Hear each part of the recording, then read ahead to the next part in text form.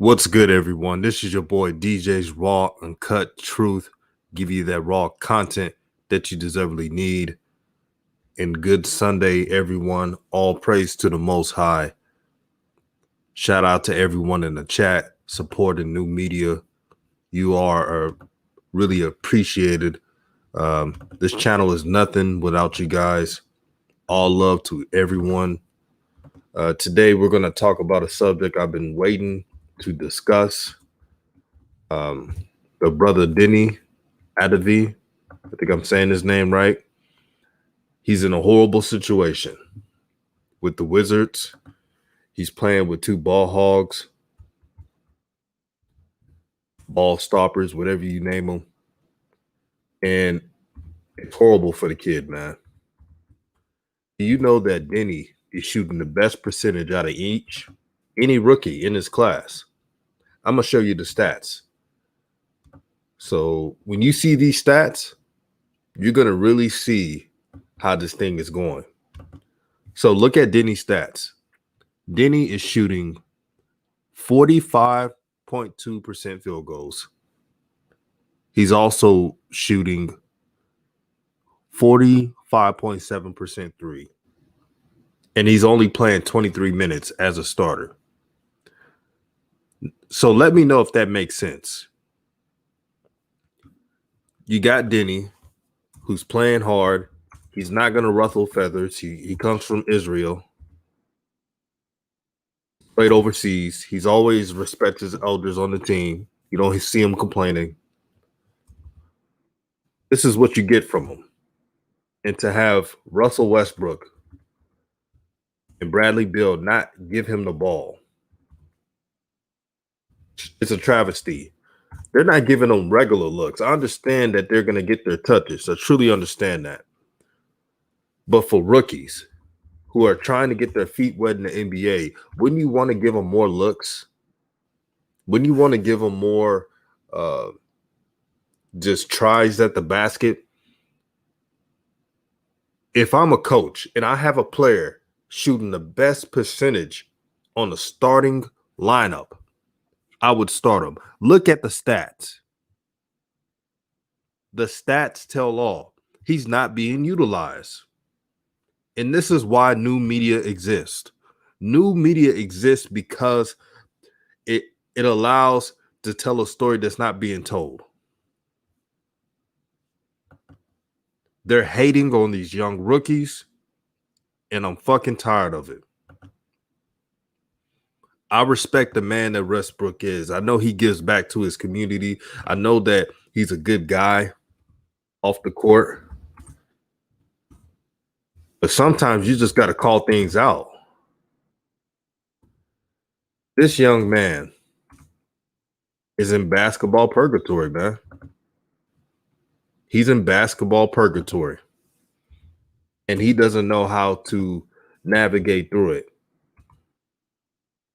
at all.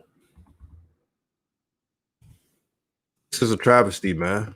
Look at all these rookies, man. Look at LaMelo Ball getting hated on by teammates, playing with ball hoggers. You name it.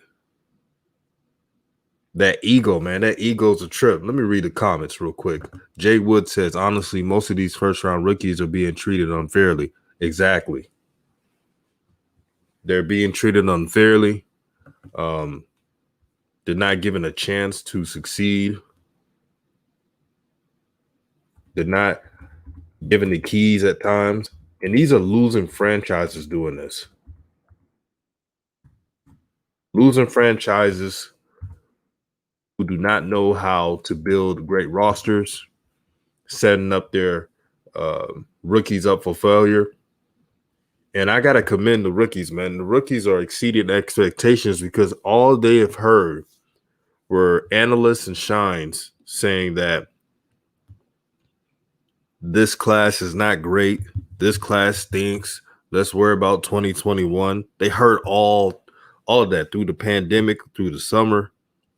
So they wanted to prove a point. They wanted to make a statement. Shout out to 704 Bound. He said, hit that like button, y'all. Everybody hit the like button.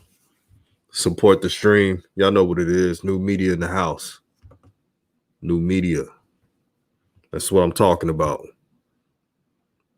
I want to thank everyone on this chat that supports all of the content, not just when I talk about your favorite players. But I really wanted this to be said because there's some ego trip going on in the NBA and it must be addressed. It must be addressed because if no one says it, then who's going to defend these rookies in the NBA? Who's going to be doing it? Let me see. So Jay Wood said it's like personal hate towards these rookies that I haven't seen. It's been a while since I've seen a group of rookies who had to face this type of adversity. I can't remember too many times this happening, to be honest. I can't remember. Probably the 2003 class. And what people forget, the 2003 class had so much hype. The rest of the NBA community and its players shitted on it. Remember the Cleveland Cavaliers? They were talking about LeBron had to earn it and all that bullshit. They were tripping. LeBron, high school wise, was the greatest prospect since Kareem. Prospect wise, out of high school.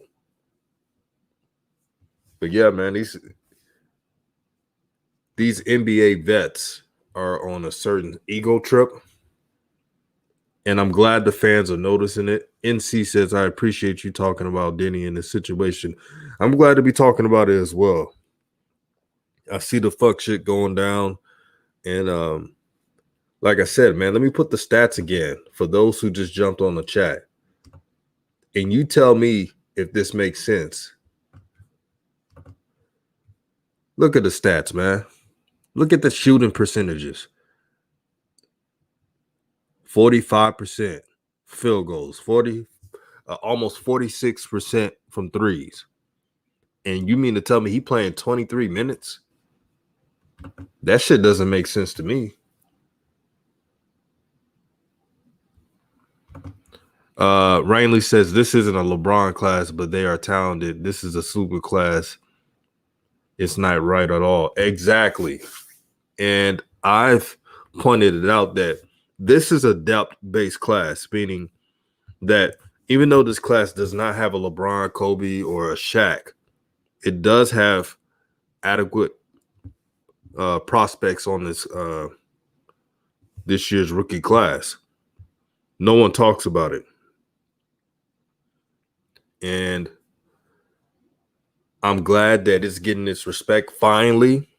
Now, me and other YouTubers have pointed out that 2020 in this draft class can have some good players. A lot of shines scoffed at it. They didn't take it seriously. They said, oh, you just trying to bump up this class because LaMelo plays in this class. No. And it's just not Deni. Look at Patrick Williams for the Chicago Bulls. He's playing well, and he's barely being utilized. To be honest, if Patrick Williams was being utilized, he could average 15. So if you rounded up all of Deni's numbers, right, and you give him normal starters minutes, he could average 14 to 16 points per game. No cap, not exaggerating, just all truth. I really believe that. Shout out to Saint Meese, my brother. He says, also Halliburton playing well too. Yeah, Halliburton's playing well. Emmanuel Quickly is playing well. Bro, this class is deep, man. It just doesn't have that top dog. That's all it's missing. Culture One says the NBA teams need some common sense. These rookies are the future, and if they keep playing and not developing them, they will lose their future. Exactly. It's an ego trip. Everybody don't know their role. See, a player like a PJ Tucker, he's always going to get a roster spot. You know why? He knows his role. He knows if a rookie comes in, he has to mentor that rookie. He may not get the same minutes, but he's always going to get a check. He's always going to get paid, and he's always going to be on a roster. See, that's players with common sense. Yeah, you're right. I like Tyrese Maxey too. And shout out to Tyrese Maxey from Garland, representing Texas. Tyrese Maxey is going to be a good one. So there's a lot of players, man. You gotta build confidence in your players. And I don't want to hear crap about, well, players should come in with confidence already. That's not the damn point. When an athlete sees a coach doing fuck shit, reducing their minutes, not creating plays for them. So the Washington Wizards, if you haven't watched them, they're one of the worst teams in the NBA. And they act like they're a team that's a playoff team. It makes no damn sense at all.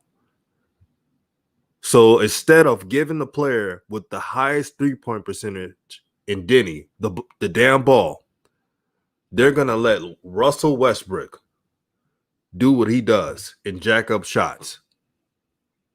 Tell me if that fucking makes sense. St. Me says, NC, heck yeah. His first step is nasty. Yes, it is. Tyrese Maxey's first step is unbelievable. Jay Wood says, imagine guys like Deni, Edwards, LaMelo Wiseman, and so many more get 30 to 35 minutes a game. Oh, my God.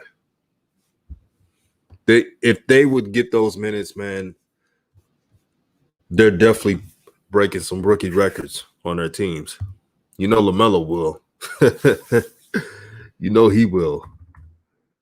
But yeah, man, that's the problem with these organizations, man. They be doing too much. They don't know how to build great teams, and that's why they always constantly be in a lottery. Same old, same song. Same song, different tune. Every single damn time. Yeah, man. Shout out to the chat, man. You guys are great. Representing that new media all the time, every day. Rainley says, I'm a LeBron fan, but the league better hope he isn't a bust. And it's just promising as his father. Who you talking about? Which player? Jay Wood says, I'm a Warriors fan, and I see Wiseman as one of the mistakes and get pulled out. Draymond makes dozens of mistakes, but coach keeps him in. Yeah, that's how you ruin a player's confidence. What you just stated right there. Look at the Warriors. If James Wiseman makes two mistakes, he's getting taken off the court. Draymond Green has been rusty this year, and he always gets playing time. NC said Edwards was drafted in a terrible situation. Yeah, he probably wish he wasn't the number one pick. I'll tell you that. He probably wish he was on another team right now. But that's how it is, man. Being a number one pick ain't cracked up to be all the time. It's all about fit. That's why I didn't care where LaMelo get drafted too. Slime says another one of these small market teams, coaches trying to control everything again. Yep. Oh, there's going to be a lot of firings this year. A lot of firings. Don't be surprised. Egotistical coaches, egotistical players ruin great things. All the time, man. All the damn time. And for those who are new to the channel, make sure to like, share, and subscribe to the channel as well.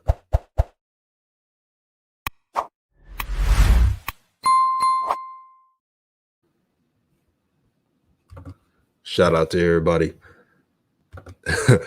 Just say Evan says start with dumbass Borrego. Oh, Borrego. Man, that dude's a trip. Man, we cooked last night, man. Remember last night's video? For those who forgot, this is the boy Rev cooking on the damn coach. I'll let y'all see it. They're gonna have a chance. Fuck that big head ass nigga. We ain't come to listen to this nigga. Fuck that nigga. Hold on, listen to what Mitchell about to say. A push for that postseason. Shut the fuck up. Yeah, I think, man, I watch this young man play. I think at some point they're gonna have to figure out how to get him in that starting lineup because talk to him, coach. Shots when he's on the floor is just so much better. Not to take anything away from the other guard, but when he's on the floor, the quality of shots, the on-time target passing, it's just he makes everybody better and he gives everybody a cleaner look. So at some point, they're going to have to think about putting him in that starting lineup because the offense just flows so much better and then people get easier looks when he's on the floor. But DJ, we don't know the fuck. Yep, that video never gets old. 704 Bounce says, and owners. Yeah, don't forget the owners. The owners that are just sitting back, trusting their GMs. When you get a GM, yes, the GM does your work. But you're supposed to give your 2 cents in. You're not supposed to just sit back and chill like Michael Jordan is doing and letting James Borrego and Mitch Kupchak fuck some shit up. You don't allow that to happen. This could all be fixed if Michael Jordan for the Hornets, and this is LaMelo's situation. We're talking about Deni, but this is LaMelo's situation because this is an example I want all coaches to do. Not coaches, but owners.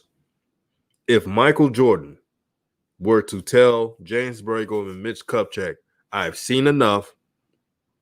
LaMelo certainly has the potential to carry this franchise to another level. I want him to be the starter, and I want him to have starters minutes. You get all fixed. Now look at the Wizards situation.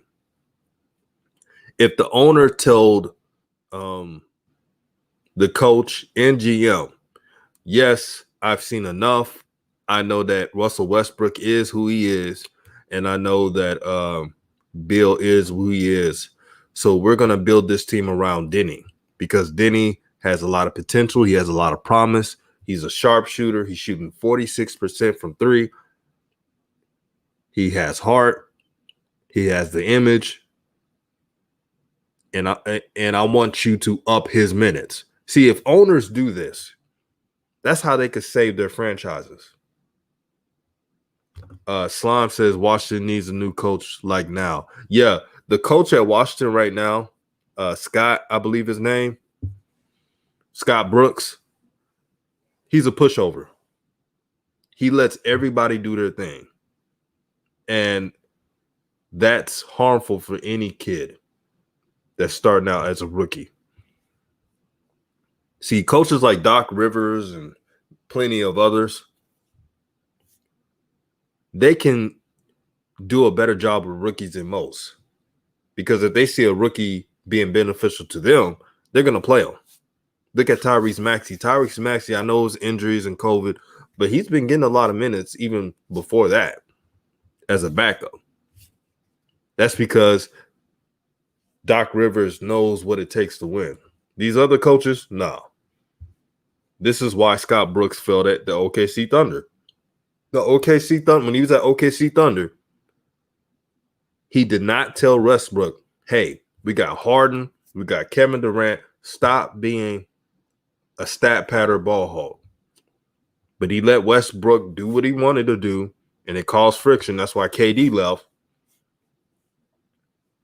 And look at James Harden with Houston. So this is the reason why this discussion is very important. The legend CJ said, damn, DJ, you're editing fire. Thank you, brother. Thank you for supporting the channel and new media. Jay Wood says JB hasn't been fired yet, not even with Melo. Man, if he keeps this shit up, he has to go. Lord himself says fire James Borrego. You know it, bro. Jay Wood said Rev, you and DKM were cooking last night. Yeah, you know how it is. When the gang is on, man, you don't know what to expect from these live streams. What else? Justin Evans says Borrego all of a sudden thinks he's Phil Jackson. Yeah, I don't know what he thinks. He thinks he's a freaking Red Auerbach or something. Shaw Johnson said, good evening. Good evening to you, Queen. Thank you for supporting the channel.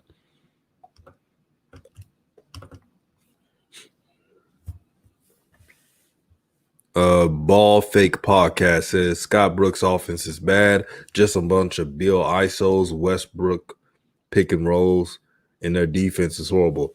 You know what's funny?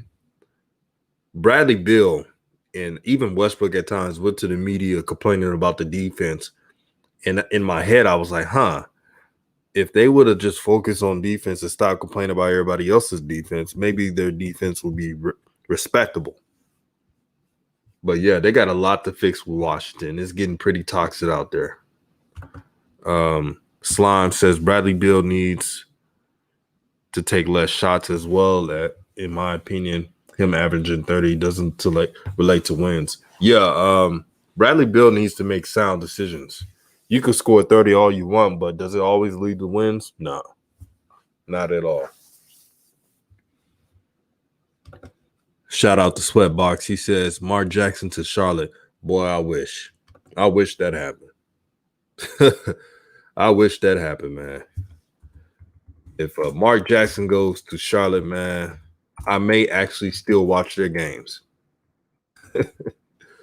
I may still do that, man. But yeah, man, these rookies are put in a difficult situation, not just COVID-19, but how they're being treated, man. They got to go above and beyond to prove a point. And I don't remember too many rookie classes having to deal with what 2020 is dealing with, man. But this is going to make them better. And Deni seems like a good kid that he wants to be great. He seems pretty coachable. And my advice for Deni is to keep his head up. Don't let anyone take your shine away. Keep your family close and keep your friends closer. Now I'm going to send a link so you guys could jump on the chat. Now it's not going to be that long because I got to go to work, but anybody that wants to talk on this subject is welcome.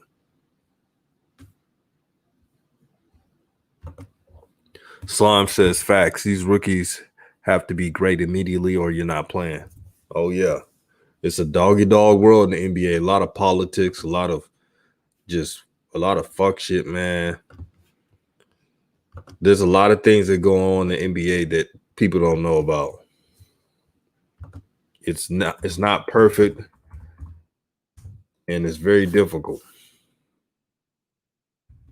But I truly believe the 2020 class, if they get through this season overcoming the adversity, the next season or when they become veterans in this game, they're going to look back and say, man, I done it. I overcame this shit. That's exactly what they're going to say.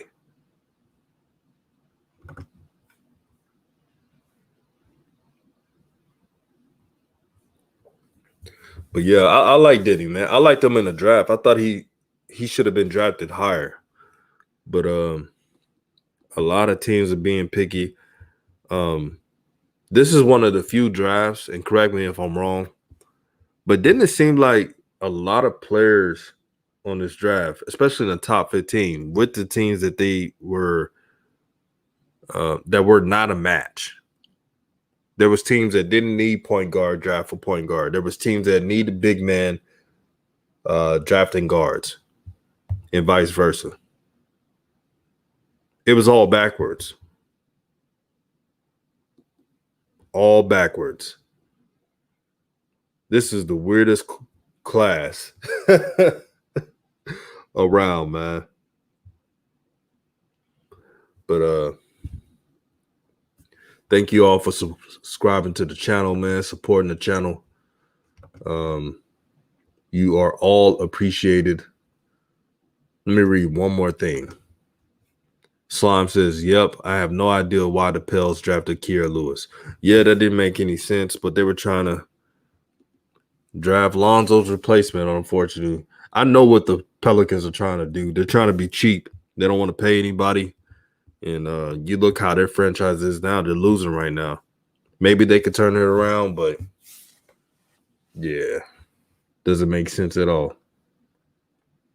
Yeah, and see, a lot of teams are just picking the best available. Yeah, that's the right way to draft, but that shit could backfire if you do not have any future plans or you're trading away a player. If you're not trading away a player, then good luck with that.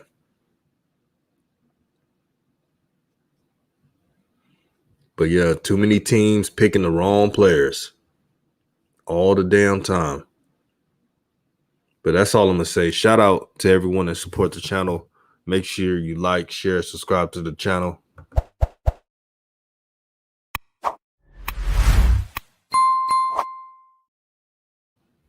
Show love.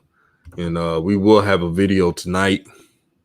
Me and the brother Rev are going to be cooking up this barbecue tonight. Stay tuned. Also, share this content with a friend. Have this channel grow. Peace and blessings to everybody.